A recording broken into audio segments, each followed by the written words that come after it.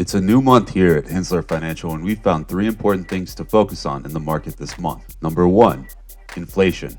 Total fiscal stimulus thus far in 2020 to fight COVID-19 disruption is already 3 times the amount deployed in the last recession. On the monetary side, the Fed has injected trillions in liquidity. Both these forces have led to a massive increase in the money supply. Concerns over inflation are rising, which has led to gold performing well, the dollar weakening, and rate uncertainty rising. Current valuations in the market are supported by low interest rates and low inflation. While current inflation is only trending at roughly 1%, inflation expectations have risen to 2.9% near a 5-year high. We are watching for any signs of increasing inflation intently. Number 2, the consumer. It's a tale of 2 economies currently. Goods are flying off the shelf while services are still deeply deflated. The consumer standing at the center remains cautious with sentiment still depressed. When economies were reopening in June, consumers saw a huge boost in outlook, but as the last couple months passed, we are back at the lows. Many cite gridlock on relief measures as sapping their optimism. Ultimately, while there are a number of green shoots across the macro backdrop, without a confident consumer, we may wobble through this recession for some time.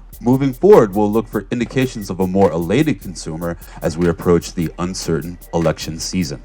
Number 3, tech war. President Trump's proposed bans on TikTok and WeChat represent a sizable escalation of tensions between China and the US. This brings the heat back on what was a broad trade war pre-COVID. Additionally, the tick for tat strategy risks the massive consumer audience that a number of large US tech companies have gained in China. Being that the likes of tech titans in Apple and Microsoft continue to lead the charge higher in US equities, a huge risk to their revenue base such as this is worth monitoring. And that's been your Market Minute for the month of August. Thanks for listening.